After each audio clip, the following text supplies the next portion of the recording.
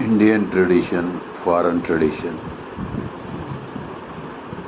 If Indians agar ఒకవేళ ఇలాంటి బట్టలు వేసుకుంటే రోజుకి 15 లక్షల రేపులు అవుతాయి. ఫారినర్స్ ఇలాంటి బట్టలు వేసుకున్నా అక్కడ మగవాళ్ళు ఏమనరు. కొద్దిగా ఉప్పు కారం తినరు కాబట్టి చచ్చి ఉంటారు.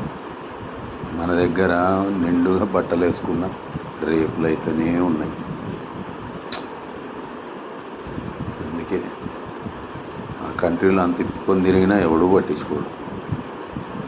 చచ్చిన మనుషులు అక్కడ, ఉప్పు కారం తిని బలిసిన మనుషులు మన దగ్గర ట్రెడిషన్ సూపర్.